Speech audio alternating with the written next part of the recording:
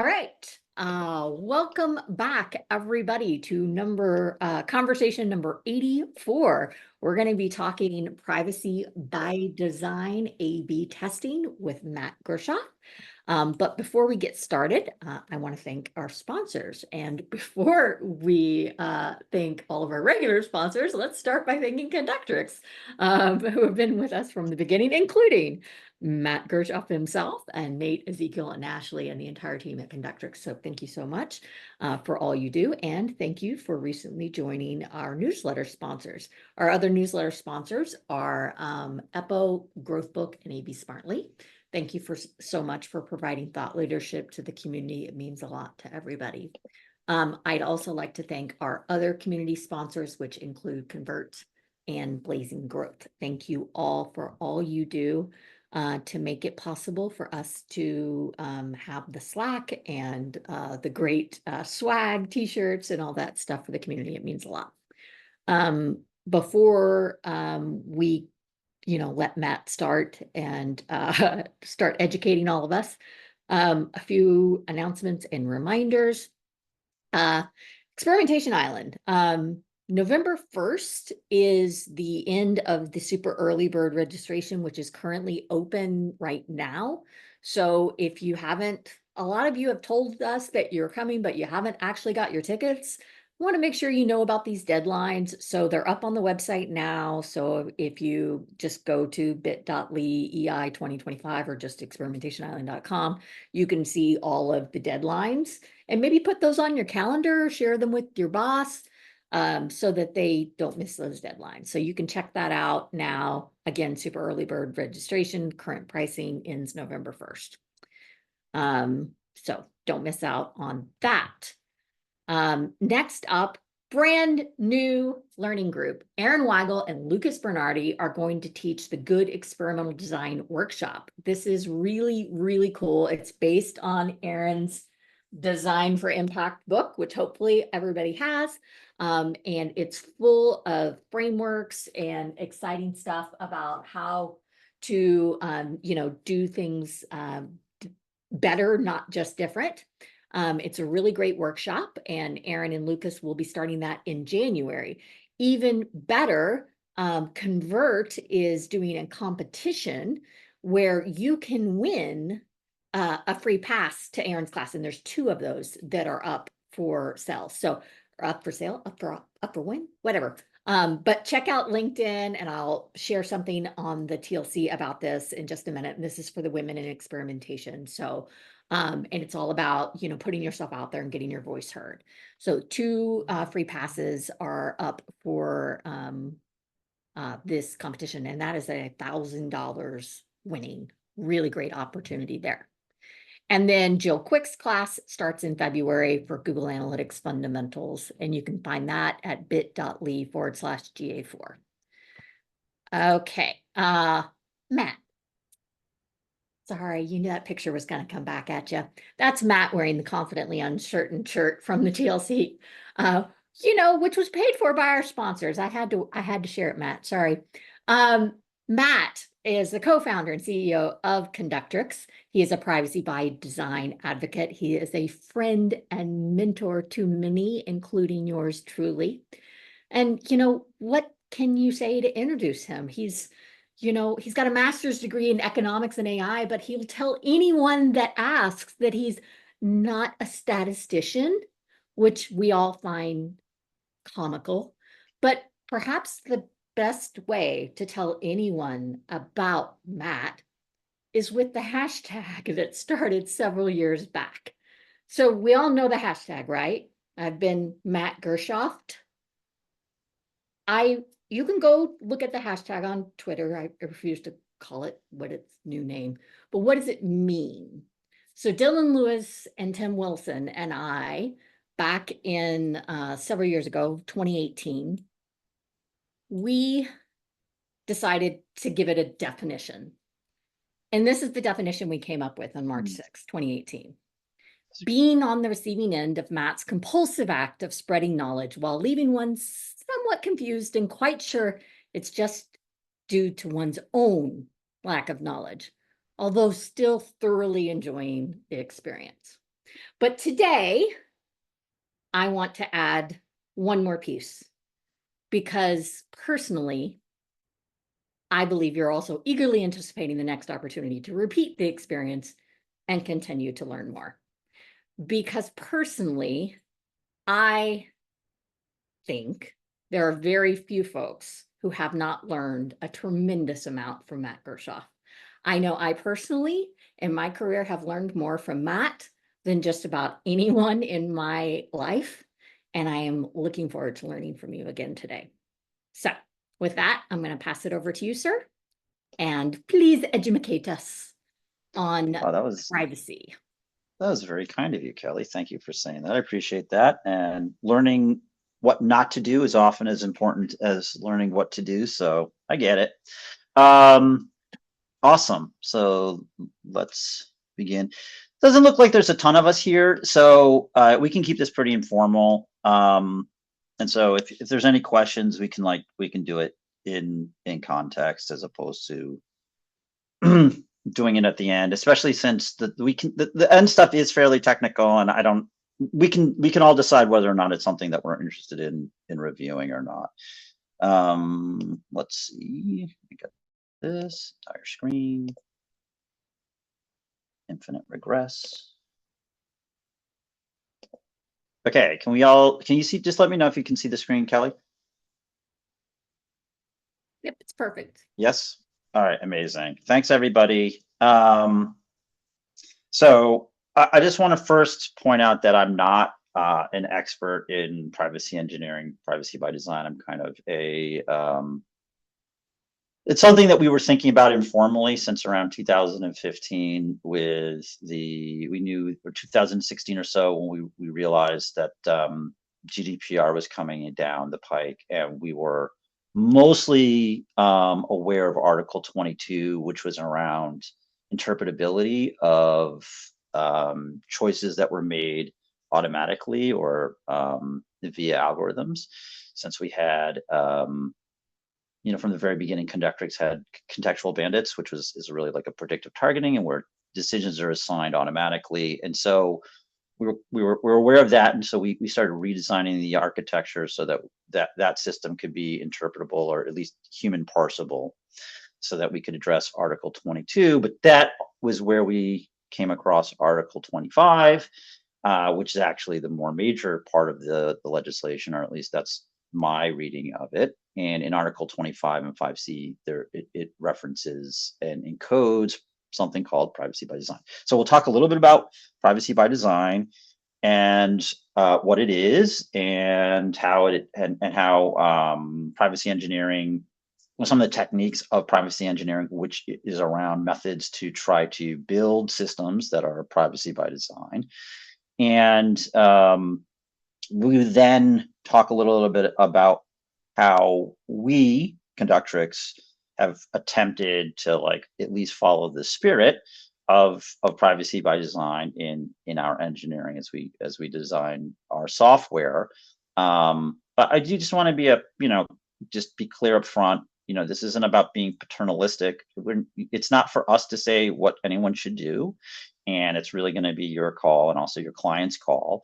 It's more just to kind of give an example which might be helpful for you all to maybe mull over in your use cases, whether or not you can apply some of these ideas and maybe some of the methods. So I just want to be clear that this isn't like, this is the only way and everyone else is doing it wrong.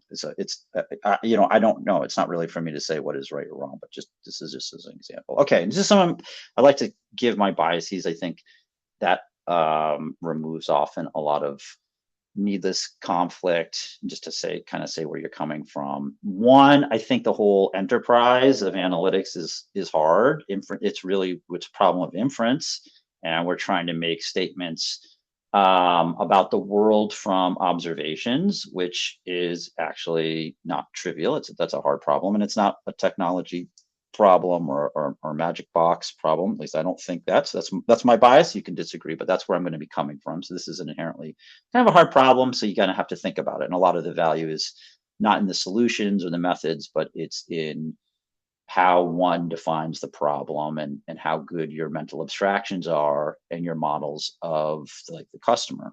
So, that leads to sort of the solutions are sort of a function of the problem. They live in the problem. And so you want to be very clear about kind of what you're solving. And again, that leads to being thoughtful and mindful and intentional and thinking about things at the margin. So like what's the marginal benefit of taking some alternative action? Which leads to complexity. And my belief that complexity is a cost. It can have benefits, but there's a trade-off. And so if you can solve a problem in a simple way, then that's probably the best way. I generally think that linear increases in complexity lead to exponential number of failure states. So it's a much more fragile system as you add complexity. And then really ultimately, since we're in the space we're rooted in the customer and being customer focused. And really, in a way, the whole value of the enterprise, the analytics enterprise, at least most of the analytics that we all are doing, is really about helping us be better advocates for the customer. So kind of understanding the customer a bit better and trying to deliver experiences and value to them. And so rather than thinking about what's our customer lifetime value, we might want to ask a different question, which is how do we maximize our value to the customer? And I don't think that's just a little bit of a twist of the words. I think it is a different sort of a mindset. And ultimately, we want to act intentionally and have empathy. And I think experimentation programs, most of the value is in that it provides a principled procedure for organizations to act intentionally and mindfully in a way that is focused on the customer. And so I think it'll be a little bit clear why I'm kind of trying to call these concepts out. And you may disagree with me. I think there's something, I don't think this is the standard way of thinking about it. I think there's sort of Nate Silver has his, the river and the village kind of dichotomy. I think most of the industry taps into the river ideology. And I think while we live near the river and understand the river, we're probably more to the village. Okay. Intentional design. To take actions with awareness, deliberately, voluntarily, with conscious purpose. Trust me, that we're gonna ramp up in difficulty. So I know this is starting quite, accessible and maybe seems a little bit obvious, but I think it's good to just be grounded in sort of where the biases are and sort of our context. I'm going to talk a little bit about some privacy engineering concepts. Mostly, I'm going to probably say the word cardinality more times than you'd like. Anonymity, I always say that wrong. So K-anon, we'll talk about equivalence classes, which is in your mind's eye, you might just think pivot table. Yeah, pivot table, right? I'll briefly touch on local versus global privacy. I probably won't talk in the main body of the talk about differential privacy, but we can chat about that afterwards if y'all would like. And then I'll briefly touch on what is A/B testing. So again, like this, we're going to root a lot of, we're going to use Conductrics as an example for some of these things, just as one example. So I'll just quickly say what A/B testing is. What are some of the main tasks that a platform and program need to carry out? And then we'll talk a little bit about how we can perform some of those tasks on data that has been minimized. And we can extend it to the multivariate cases. That gets much more difficult, and so we can see how far we get down the slope. Does that sound fair? Kelly, good? Good. Okay, privacy engineering is really just sort of in the overlap between legal requirements, engineering side of product and systems, and also of the product. It is not a substitute for privacy policies and compliance. I think it's in my mind's eye, I see these as two ways of thinking. the whole legalistic approach, which and also it depends upon your type of personality or what you're trying to do. I feel is very much procedural, and it's have we followed these policies so that we're in compliance, and that's mostly about risk abatement after the fact. And while it can help incentivize to act intentionally, I think privacy engineering gives us a way or tools to actually build systems that help improve the degree of privacy for our customers. So they work in tandem, but I do think it's sort of a different approach. So privacy by design principles. These were developed by Dr. Anne Kovokian. I think out of Montreal, maybe Canada in the late, I think the late 90s. I linked to the doc here. It's super readable. It's very accessible. And these design principles underpin, they're directly referenced by GDPR Article 25, and I think 5C, and then also the new version of California's privacy regulation. I forget what the acronym is. It's CP something, but I'm not sure what it is. But anyway, I think the main core principles is that privacy should be incorporated into systems by default.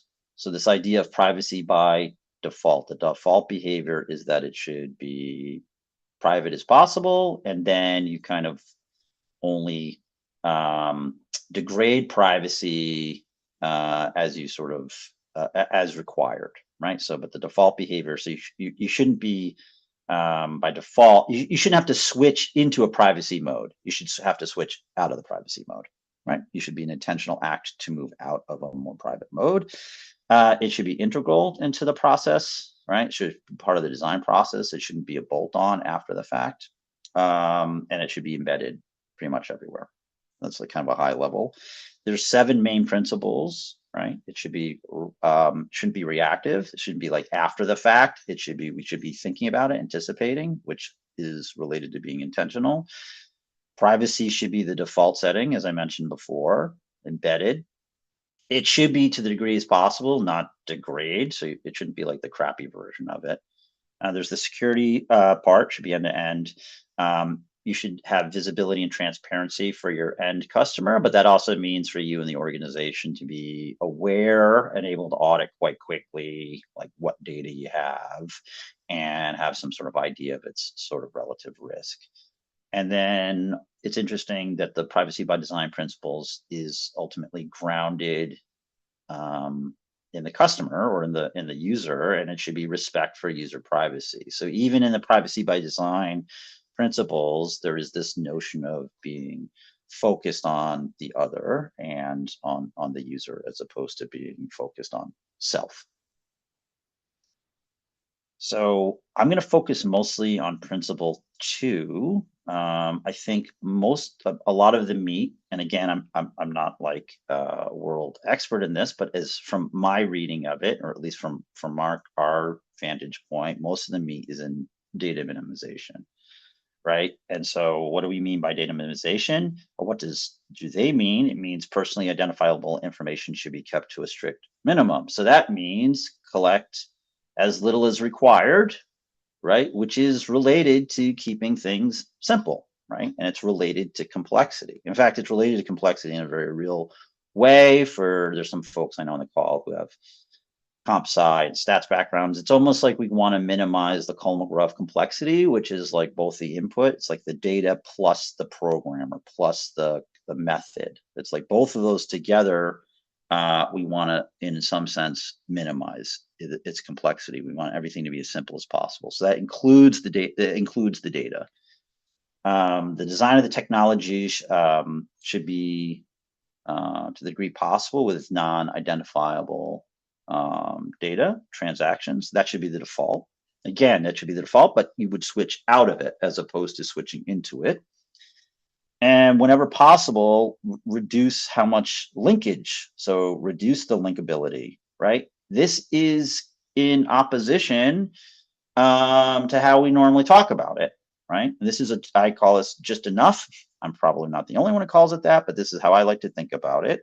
And it's like, do we have data for this task, right? And again, the technology by default should be to minimize the level of information, to minimize the granularity. That's like the fidelity of any given data point. So the first bit is about how many data elements maybe we want to collect,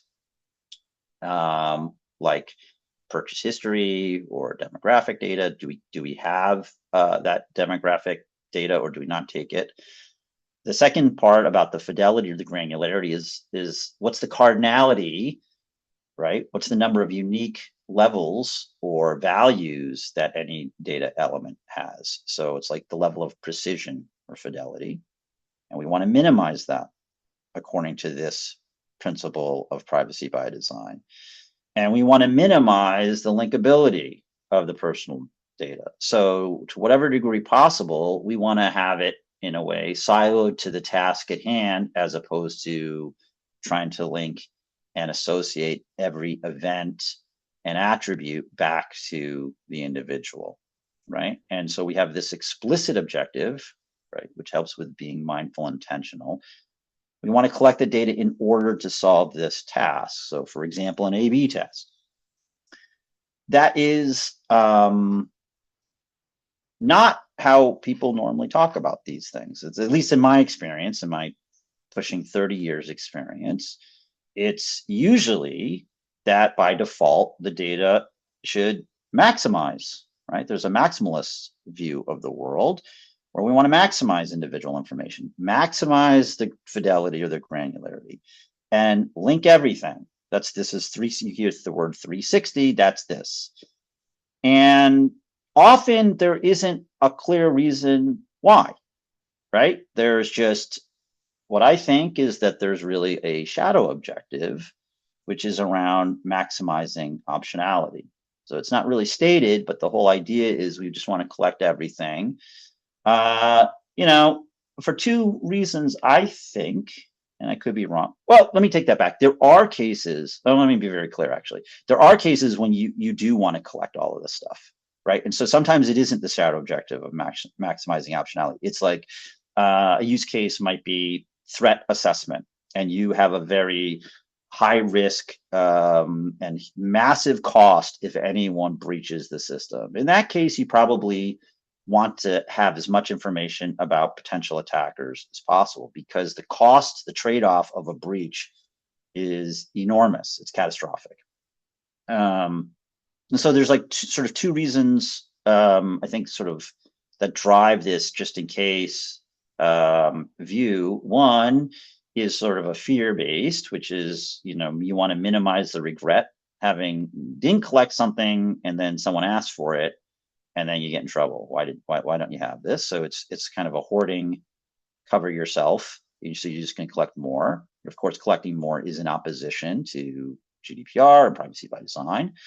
And then the second bit is, I don't say magical thinking, but maybe a bit of magical thinking around how payoffs are distributed. This often gets rationalized as fat tail payoffs, and you will see that a lot. That's kind of the valley, the river talk. And I think, often we think about folks like Pearson Nyman or Fisher or Bacon or Hume or Box or whatever as being sort of foundational thinkers for the work we do in analytics.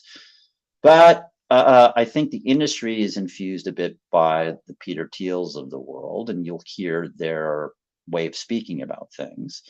And so you might hear, this is where you hear about fat tail payoff distributions, and that, and if you are in that type of problem, it might make sense to collect more data. But a lot of times it's really like the losing gambler at the table, and they're in the hole, and yet they can't not believe that it's the next hand where there's the big payoff. So if I walk away from the table now, I will have just missed the big payoff. And I think that drives a lot of data collection. It's always in the data that we don't have that there's some big payoff, and it allows for that magical thinking. You can tell a story. And a lot of the industry sells software and sells tools and whatnot on that exact sort of gambling narrative. It's like that next hand is where all the data is. Can you afford not to play that next hand? So just to be cognizant of it. But that isn't to say that there aren't cases where maybe you do want to collect more data.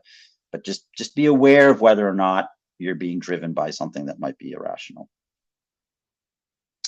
It's not just me.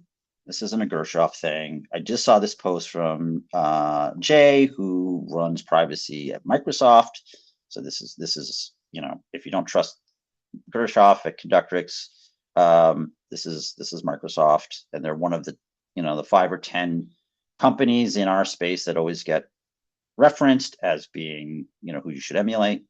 And he's basically saying a lot of the same things. Actually, I met him at the privacy engineering conference. Very nice guy. Anyway, but like data minimization, before you collect the data, ask yourself, do I really need this? Less data means less risk. Pay attention to transparency. Some of these other things that I don't cover, but it isn't just me who's sort of advocating for at least being aware of this.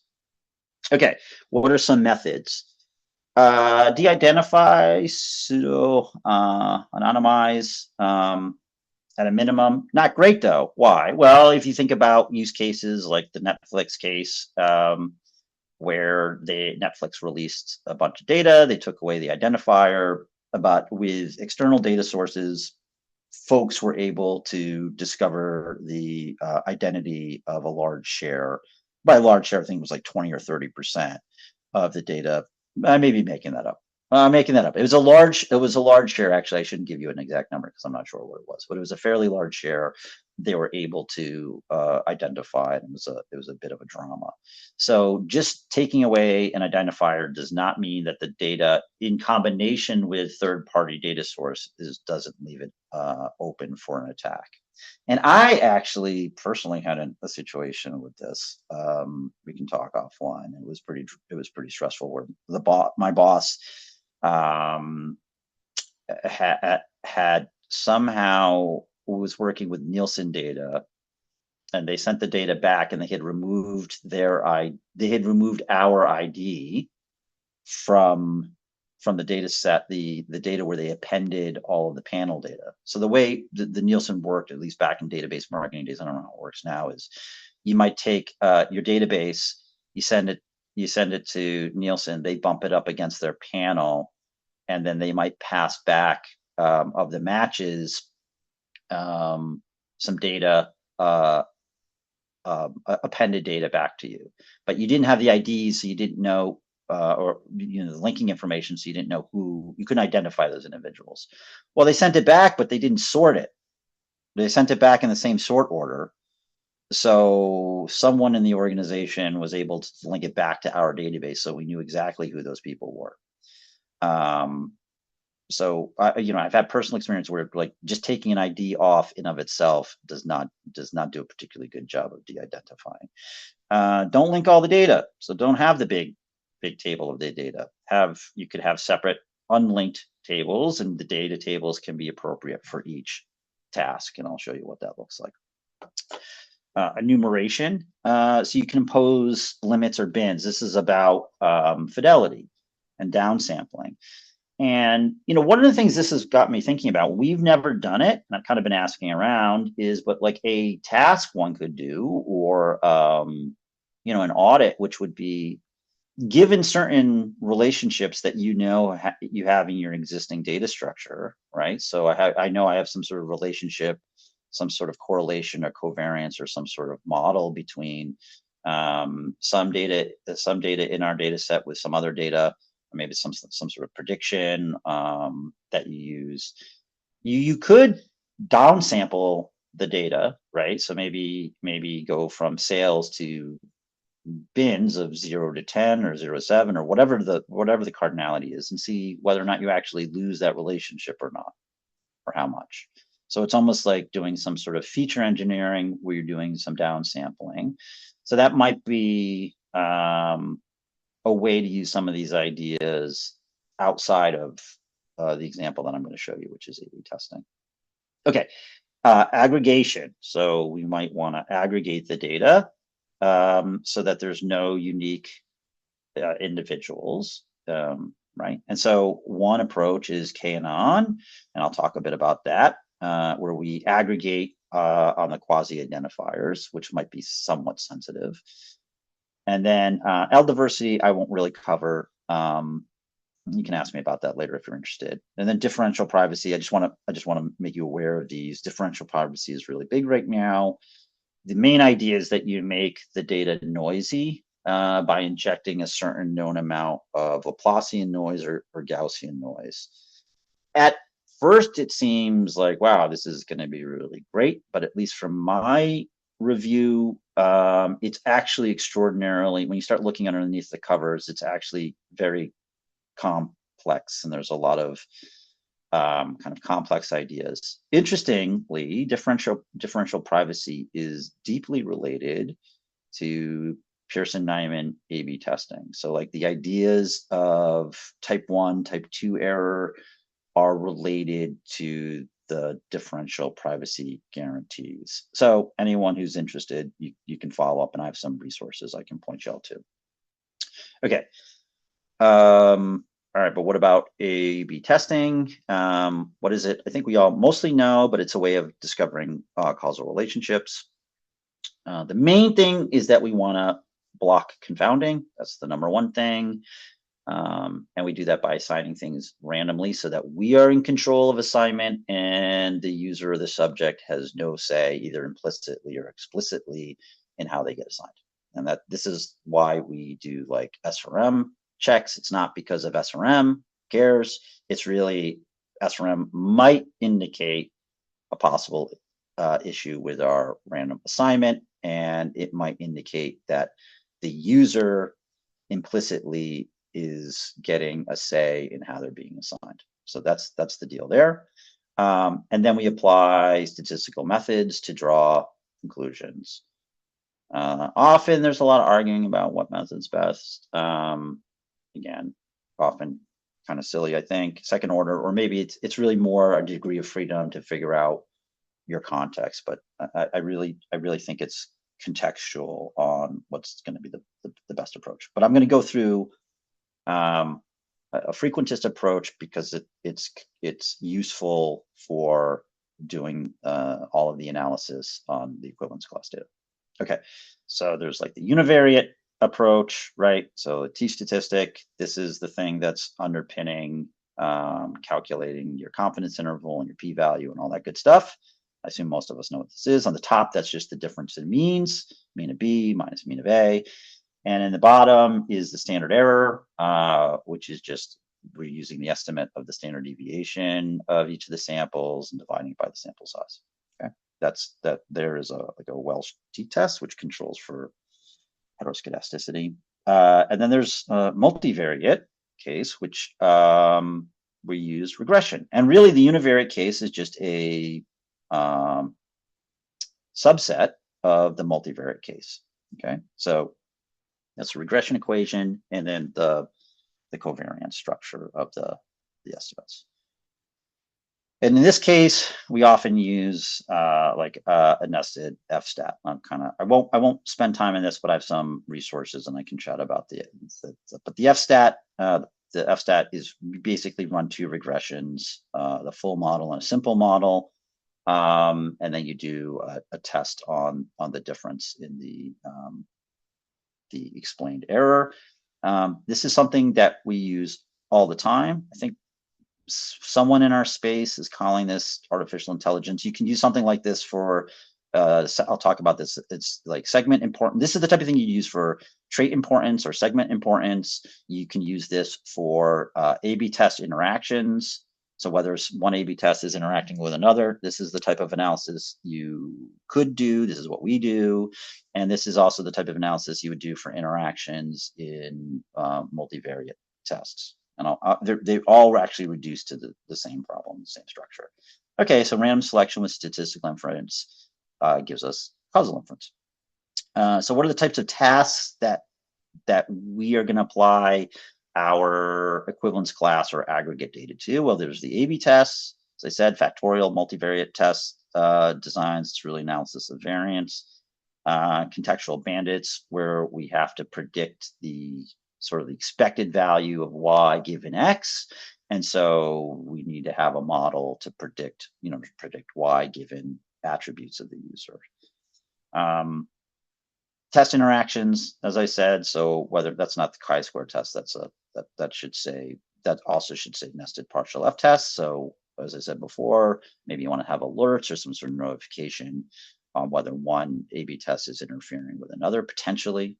And the same with segment user trait importance. So you give us a bunch of segments or traits with various number of levels. So maybe it's status, gold, platinum, silver, that type of thing.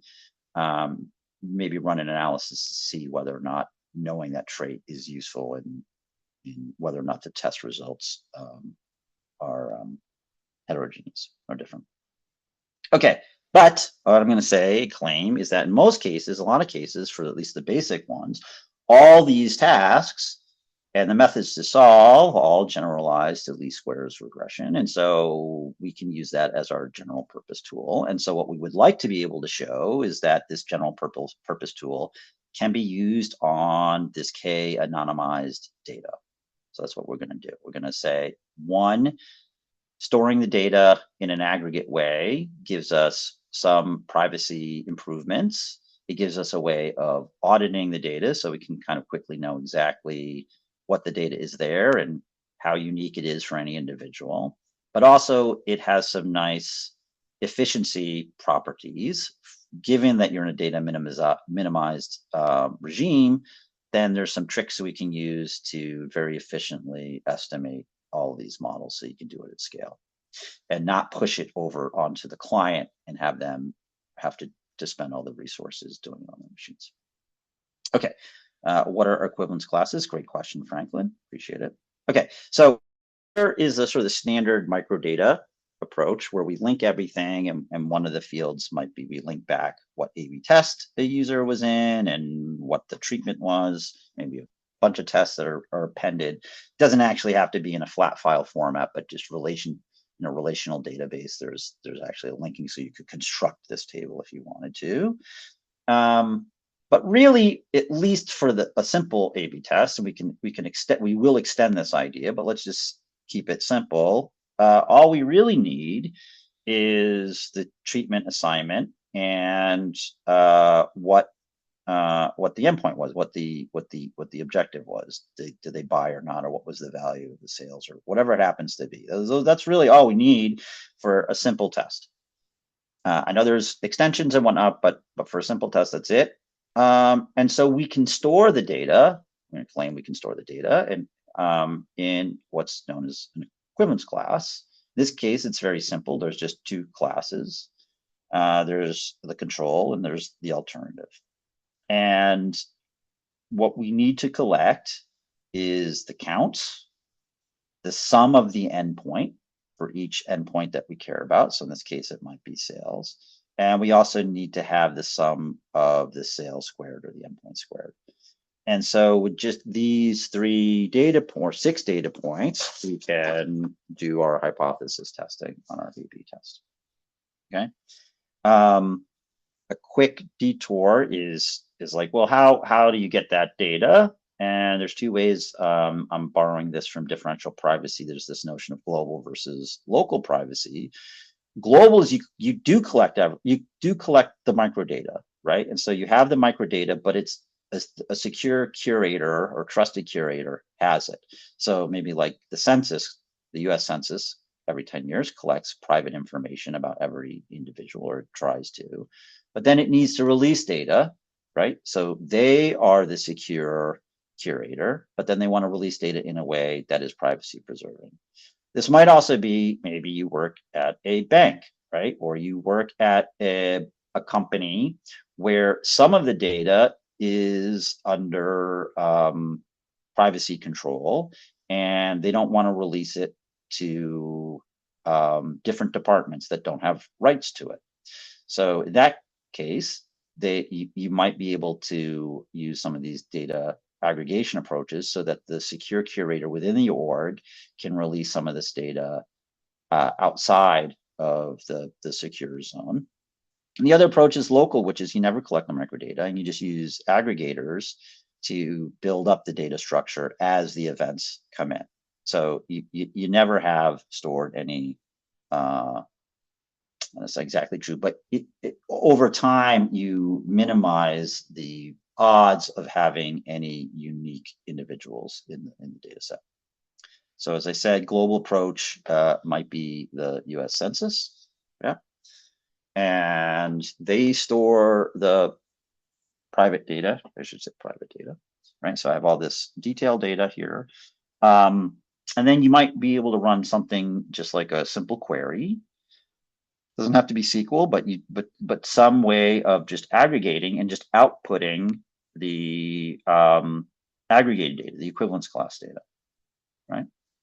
And so this bottom little data set is something that can freely float around within the org without having any concern about any non-authorized users within the org being able to tap into this microdata and potentially running a query that releases information, right? So this is kind of like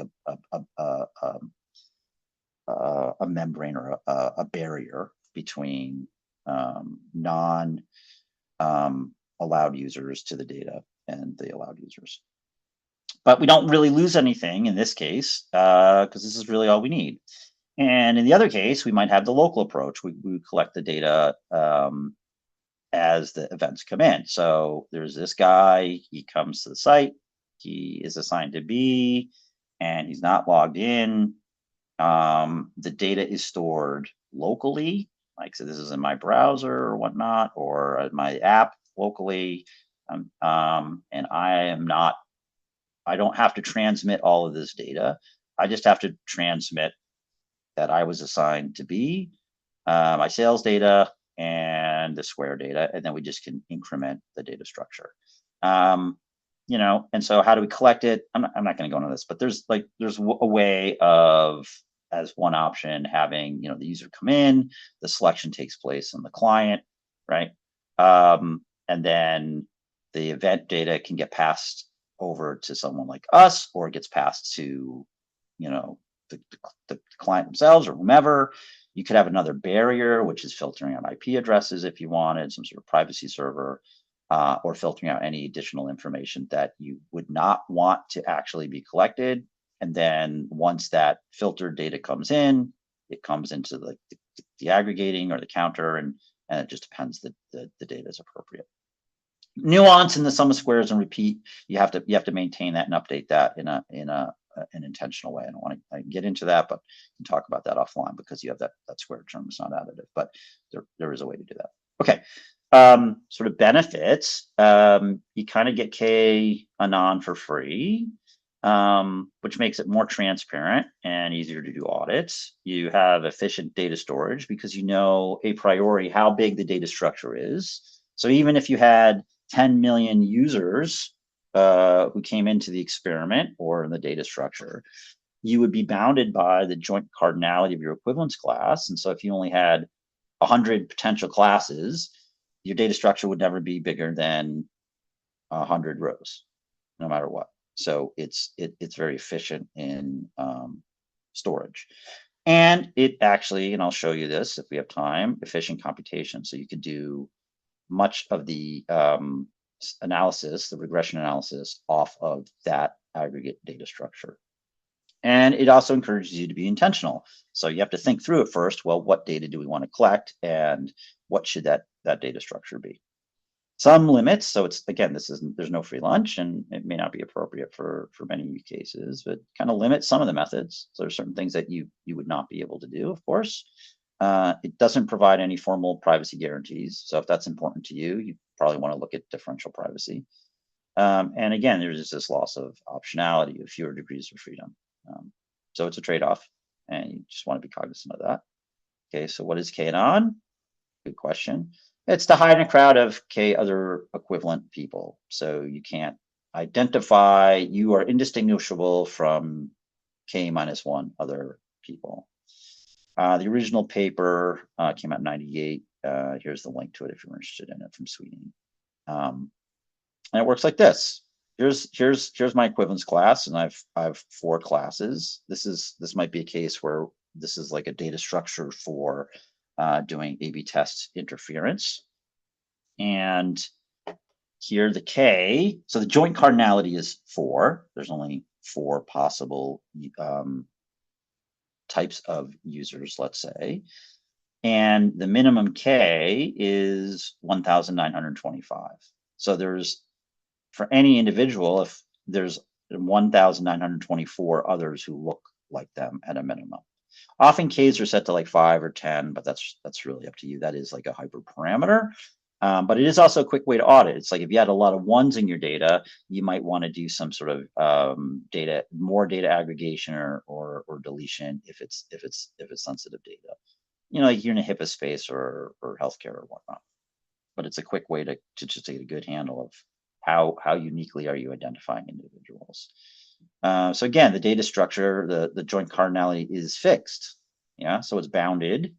So I don't have to worry. Even if there was 100 million people, the max row is 4. In this case, there's 8,000. So if you're normally storing the data as microdata, you'd have n would be 8,000, and here it's just 4. Okay, so what do I mean by these aggregate data? So here's how it normally works. I have our test data on the right, the microdata, and I have it's a very small assignment, a very small test. There's just 8 people in it. 4 people got A, 4 people got B, and that's what they bought, their sales data. And then normally you would use this formula to calculate your T statistic to assess you know, your significance level, your p-value. Okay, so this is the raw data, and you would normally plug this data in and you get your result. Okay, but what if we had the data just in aggregate form, and we just had our A and B as separate rows, and we have our counts and our sums and our sum of squares. Okay, we cannot use this formula with this data, because the formula here wants micro level data. But it turns out that we can rewrite our formula in this form, which turns out, if you look, just has the 3 aggregate types of data.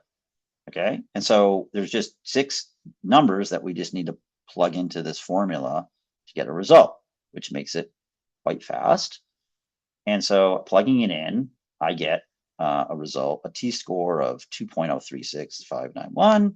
I get a mean, a difference in mean. The average treatment effect is 0.52, 1 go on to noise, and then the standard error is 0.25908.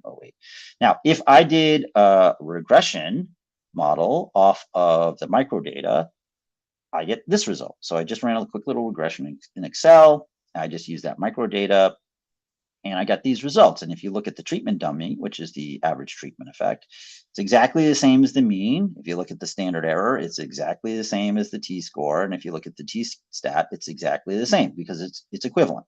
So not only can you do t-stat or t-score or your analysis on this aggregate data in a quick way, but it's equivalent to having used the microdata using regression, which makes you wonder, well, actually, does that mean we can do all the other stuff using regression? And it turns out you mostly can.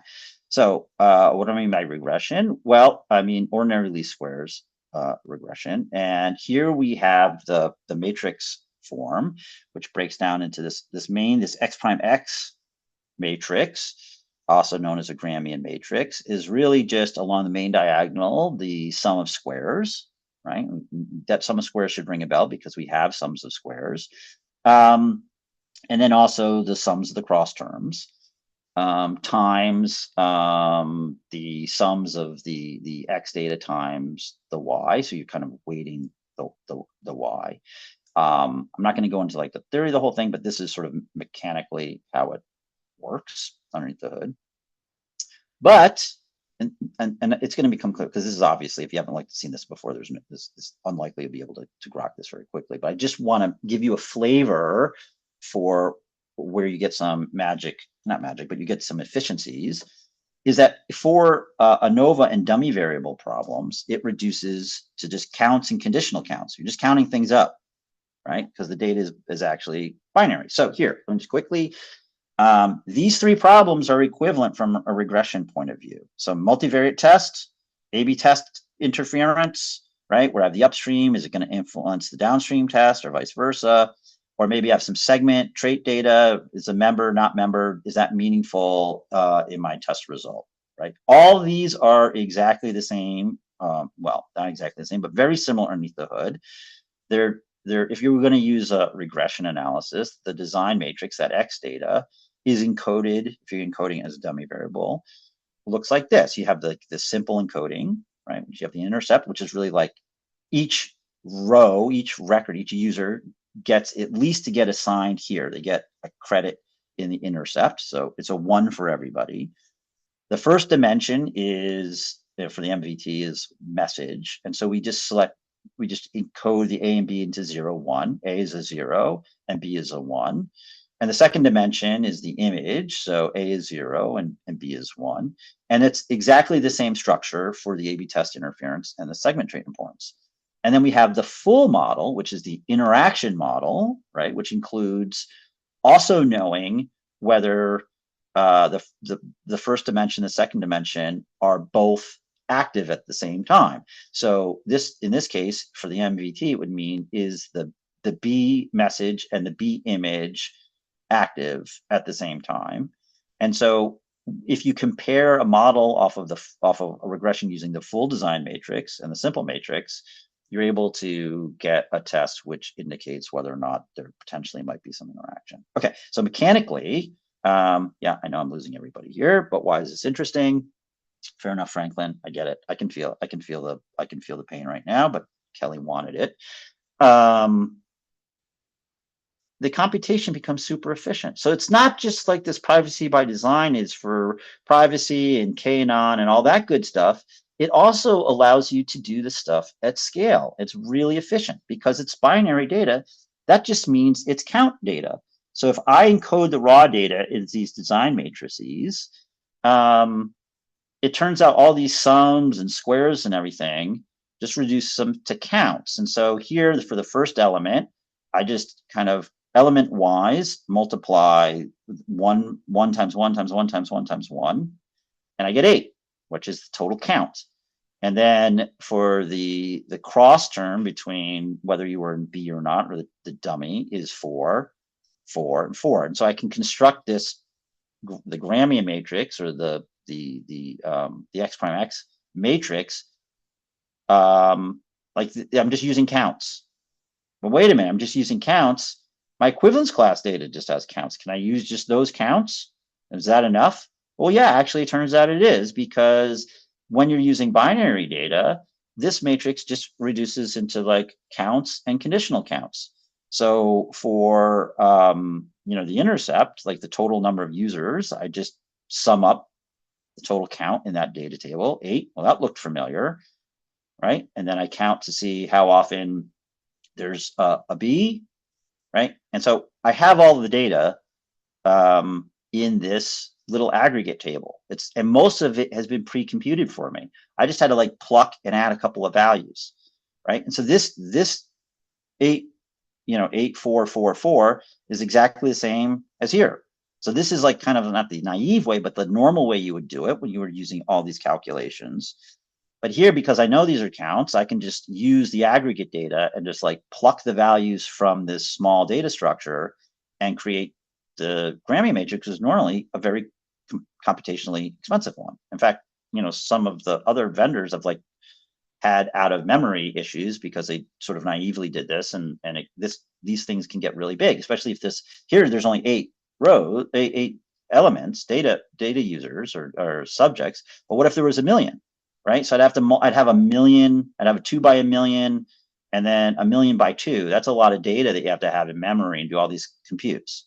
I think most folks use SQL now for that, but you don't have to do all that stuff. You can kind of pre-summarize it. Anyway, similar, you get conditional sums. Just have it here for completeness. I won't show you how what? How many more slides you got? We're almost done. Oh, good. So at the end of the day, just a quick example, here's user level data, and here's the regression output using the user level data. And so it need not just be binary. And here's the equivalence class version of it. And here's the regression output there. And so here, just a quick example of using equivalence class data Here's the regression results off of equivalence class data.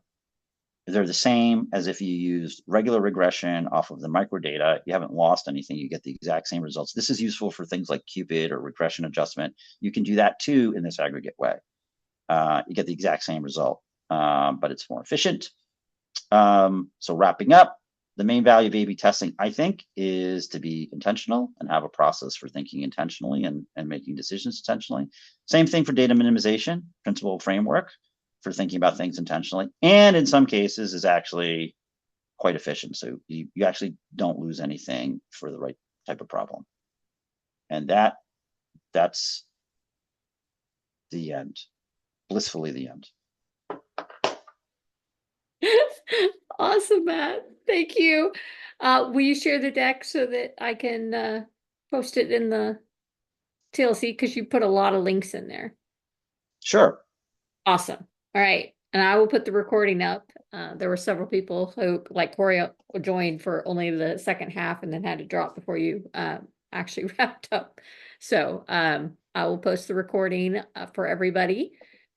Everybody have a lovely weekend. Thank you for the education, sir. Really appreciate it.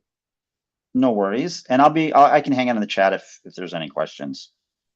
All right. Everybody have a lovely weekend. Great job. Thanks for educating us yet again. Have a great weekend. Bye all. Thanks.